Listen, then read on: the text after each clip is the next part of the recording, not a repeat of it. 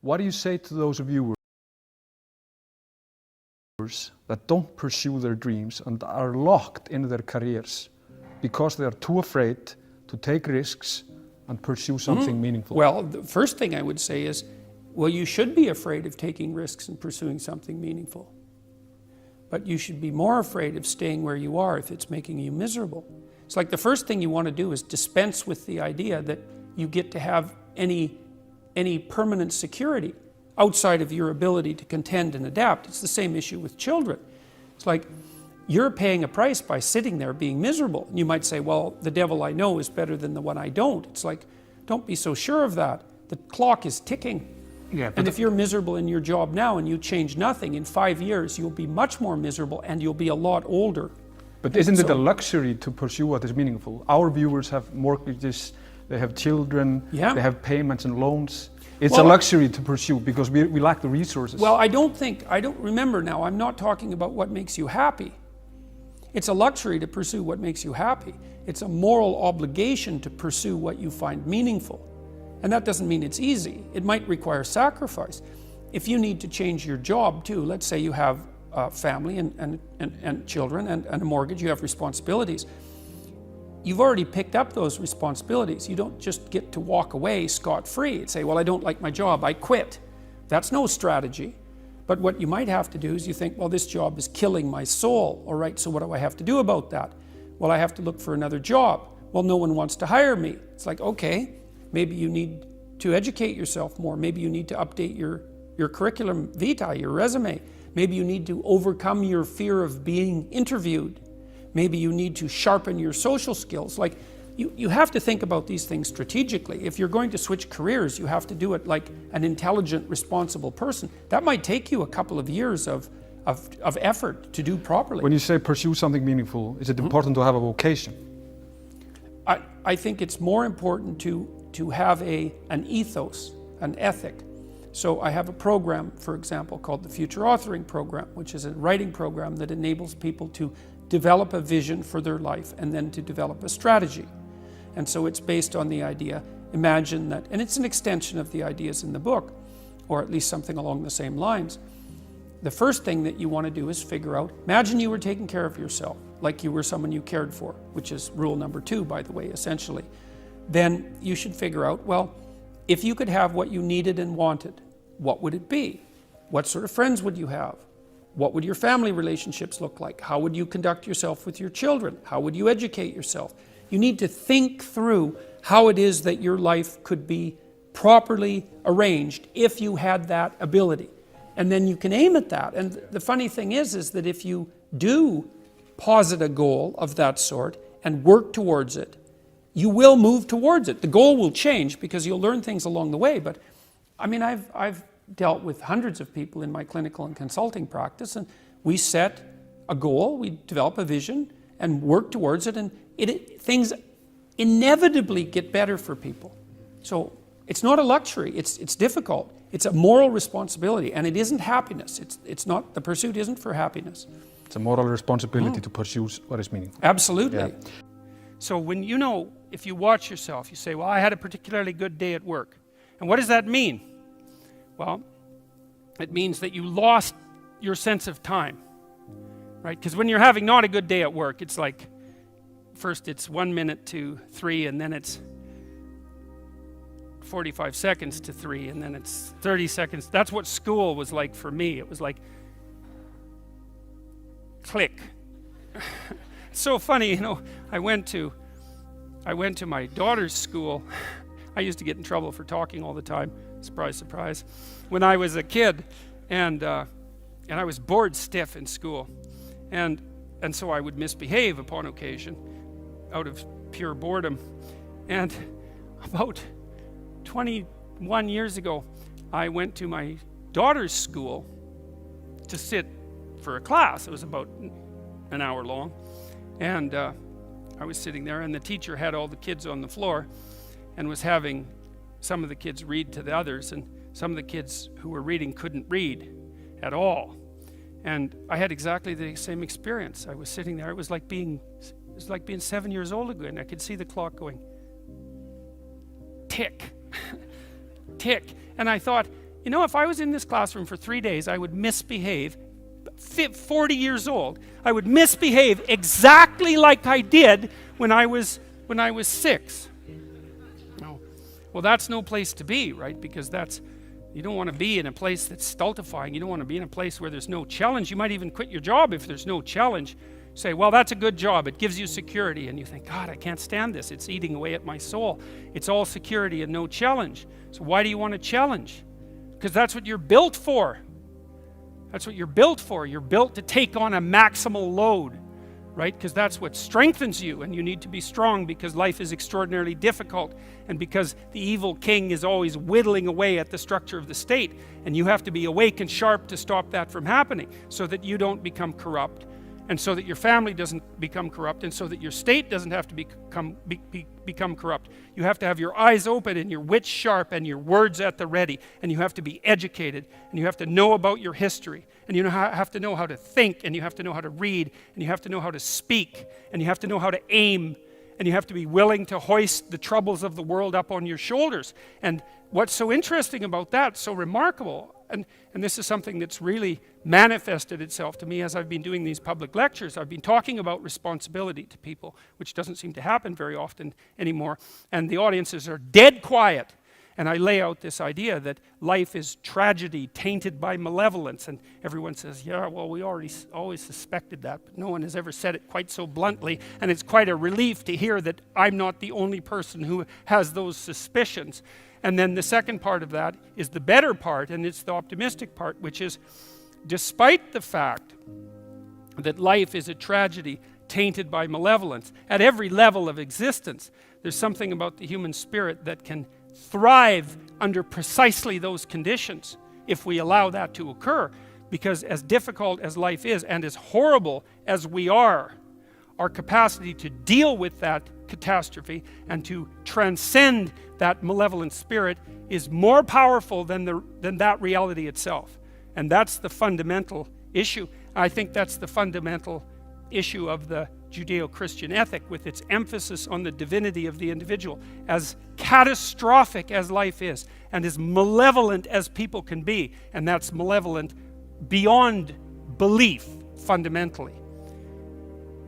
A person has in spirit the nobility to set that right and to defeat evil.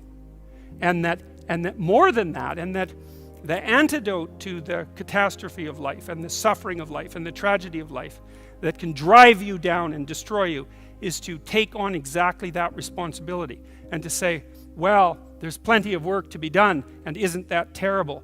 And there isn't anything so bad that we can't make it worse, and certainly try very hard to do so, but I have it within me to decide that I'm going to stand up against that. I'm going to strive to make the world a better place. I'm going to strive to constrain the malevolence that's in my own heart, and to set my family straight, and to work despite my tragic lot for the betterment of everything that's in front of me. And the consequence of that, the immediate consequence of that, is that when you make the decision to take on all of that voluntarily, which is to stand up straight, by the way, with your shoulders back, to take on all that on voluntarily, as soon as you make that decision, then all the catastrophe justifies itself in the nobility of your striving. And that's what it means to be an individual. Thank you.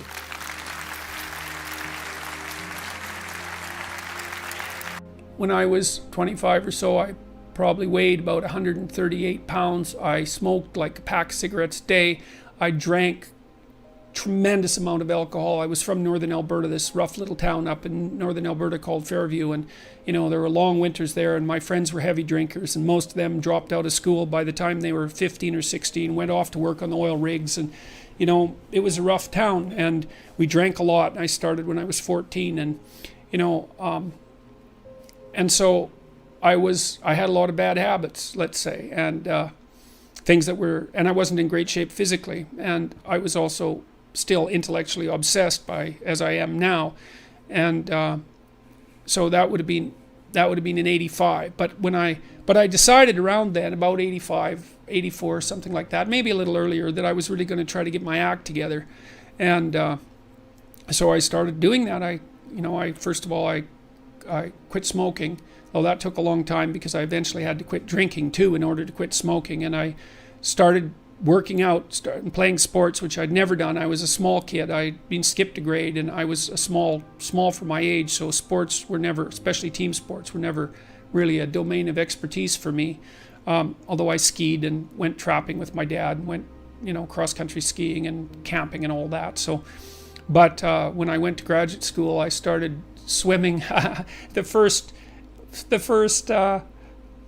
physical exercise routine I did, I enrolled in a swimsercise course, I think it was called. So it was me and this like really overweight kid, and like these 60-year-old women and men, they could out exercise me like mad. It was really embarrassing. Me and the overweight kid, we'd be just panting ourselves 3/4 to death at the end of the bloody workout, and these 60-year-old women who weren't in great shape were like, chatting away as if nothing was going on at all in the pool. So that was quite embarrassing, and as was going to the weight room, because when I started I could barely bench press 75 pounds, and people used to keep coming over and helping me, which was the last thing I bloody well wanted, but certainly needed. And I got to the point where I could bench press 225 pounds. I think that was the best I did, and I gained about 30 pounds of muscle in a year and a half. So that was a good thing. So like I was kind of a wild man, and I'm a little bit manic in my temperament, and so I was kind of going every direction at the same time. So, and I don't regret that. I had a fine time when I was a kid, but I needed really to get disciplined, and I had to do it because I was working on these hard problems that that I've been discussing with all of you, and I've been working on them really obsessively since I was probably about 18, maybe even earlier than that, and got to the point around 25 when I was in graduate school trying to get my PhD, so doing all my research. Like I published 15 papers by the time I graduated with my PhD, which was by a fairly large measure the most papers that any graduate student at that time had ever published at McGill. I think that's right. It might have been twice as many, or maybe twice as many, maybe even 3 times as many. And at the same time I wrote Maps of Meaning, which was a terribly difficult thing to do, because I was writing about 3 hours a day doing that, and I couldn't do all that and continue with my misbehavior, my sort of my what would you say, my hedonistic my massive hedonistic consumption of alcohol and all of that. I just couldn't keep it up, and also work seriously on the issues that were at hand. So I had to stop. That's a sacrifice. I had to stop messing about and straighten myself out. And I got married. Well, the woman who's my wife, Tammy, who I've known since she was 8 years old, she lived across the street from me in this little town called Fairview, and I was in love with her like the first time I saw her, which is quite the bloody thing.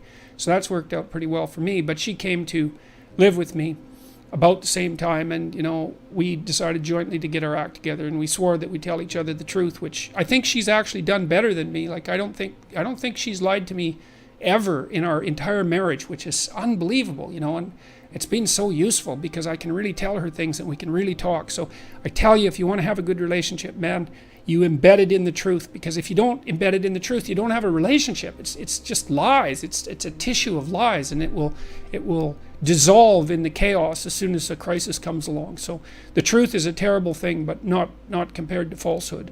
So all right, so let's look at the live chat here. You hear the egalitarian clarion call everywhere. Everything should be equal. Everything should be equally distributed. We should strive for equity. It's like wrong, especially if you're a conservative. Wrong. What we want are just hierarchies of competence. Not everyone's a neurosurgeon. If your father has a brain tumor, you probably want a hierarchy of competence for neurosurgeons, so you can pick the one that's the best, so that he might not die. That's what a hierarchy of competence is for. For the postmodernists, there's no hierarchy that isn't based on power. Well, because they think the world runs on power. And that's why they're willing to use power to get what they want, because it's the only thing they believe in. But a valid hierarchy of competence, it's God, we need those things, man. We need the best plumbers. We need the best contractors. We need the best carpenters. We need the best lecturers. There has to be a hierarchy of quality not only so that we know who the best are and can reward them properly, but so that we can reward them so they keep being the best. It's like, if you have a great educator, if you have a great leader, if you have a great thinker, you want to reward them so they keep thinking and they keep educating so they can tell you something. It's not a reward for their intrinsic being. It's a calculated move on your part to suck everything out of them that's valuable as fast as you can. That's what a hierarchy of competence is for. And the idea that hierarchies of competence don't exist it's so cynical. It's such a pathologically cynical idea. And it's actually quite patently untrue, because here's an interesting tidbit from the psychological literature. Let's say you want to determine what the best predictors are for lifetime success in a Western society. Well, what would you hope for? How about intelligence? There'd be a good one. Let's hope the smart people occupy more positions of complexity, right? Because they're smarter. Would you want it any other way? Okay, and that's great. The number one predictor of accomplishment in Western societies is intelligence. So that means the system works. What's the number two predictor? Conscientiousness. Well, what's that? It's a trait marker for hard work. So who gets ahead? Smart people who work hard. Now, that doesn't account for every bit of the difference between people in terms of their hierarchical structure, because hierarchies aren't perfect. They're corrupt. People get to the top sometimes because they're psychopathic, although, believe me, a hell of a lot less than you think.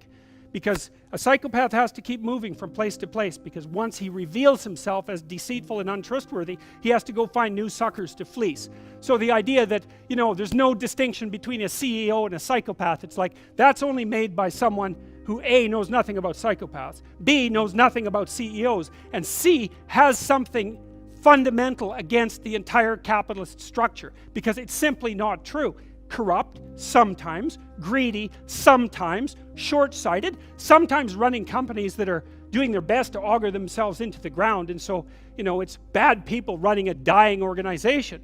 But generally speaking, it's not the case. Our hierarchies of competence are reasonably functional, and not only are they functional, they're valuable. We need to know who the competent people are, and we need to reward them. And even more importantly, we need to tell young people, hey, there's some hierarchies of competence out there. Like 1,000 of them. Go be a plumber, man, but be a good one, Be an honest one. I had a plumber once, It was the night before we were putting drywall in our house. We were redoing a house, and he had put in all the plastic piping, and I was going to test the joints. They're supposed to be glued together with this pipe glue, right? And I told him I had to test the joints, and he said, well, you don't have to test my joints, they never leak. And I thought, yeah, that's okay. How about if I test them? So I went up on the 3rd floor and filled the pipes with water, capping them in the basement like you're supposed to. And like half an hour later, I had 2 inches of water in the basement. There were 30 leaking joints. And that was the night before the drywallers were supposed to show up. So he wasn't particularly competent. That's the point of that story. But even more so, he had put a bunch of the plastic pipe outside where the drywall would be, so it would have been sticking through the wall. So I spent a frenetic night, sawing through plastic pipe and re-gluing joints so that the drywallers could come in. What's the point? If you're going to be a plumber, man, be a good plumber, because otherwise all you do is go out there and cause trouble. We don't need people to cause more trouble. We need people to solve problems. And so you can be a tradesman, and you can make a lot of money as a tradesperson. It's a bloody, reliable, honorable, forthright, productive way of making a living. And there is a hell of a lot of difference between a working man who knows what he's doing and one who doesn't, both in terms of skill and ethics, right? And you work with someone who knows what they're doing, it's a bloody pleasure. They tell you what they're going to do, they tell you how much it will cost, they go and do it, it works, and you pay them. Perfect. Everyone's happy. And that's what happens when you have genuine hierarchies of competence. And so you listen to these panderers of egalitarianism and equity, and they fail to recognize completely that there are differences in rank between people. It's not such a terrible thing, man. Maybe you wouldn't be a great lawyer. Like, it's certainly possible. Most people aren't. But that doesn't mean there isn't something you could be great at. There's lots of hierarchies to attempt to climb, and if you fail in one, go try in another. But the point is, you're still trying to aim for the top, and what the hell are you going to do if you don't try to aim for the top? Flap about uselessly and whine about your life? It's not helpful. It'll just make you miserable. You're not reliable to anyone. You can't help out in a crisis. It's like, so you tell young people, and this is another message for conservatives, like, I don't care what you're going to do, but go out there and make something of yourself for God's sake. Be an honest person and work and get to the top of whatever it is that you want to get to the top of. You know, and stand up for yourself like a respectable human being and be a bit of a light on the world instead of a blight. You know, and you can tell young people that, and they haven't been told that by anyone now. And so the young men are so hungry for that it's painful to watch. They're so relieved when someone finally comes up and says, hey, you know, you get your act together a bit, discipline yourself, see if you can learn to tell the truth, concentrate on something for a year or two, you could be a bloody world beater. They think, really? That's possible? Wow, that would be interesting. That might make life worth living. It's like, yeah, it might. So why don't you go do it? That's what the damn universities were supposed to be teaching people, and they've forgotten that. I went to Harvard a month and a half. I used to teach there. And I talked to a bunch of students, you know, and I told them, it's not easy to get into Harvard, you know. Like, you're a valedictorian if you're at Harvard. And not only are you a valedictorian, you're way better than most people at least 2 other things, or you don't get in. And so, like, I don't know what the acceptance rate is, like 5%, and believe me, not everybody applies, so it's a very selective school. And so why am I saying that? It's like, these are high quality kids.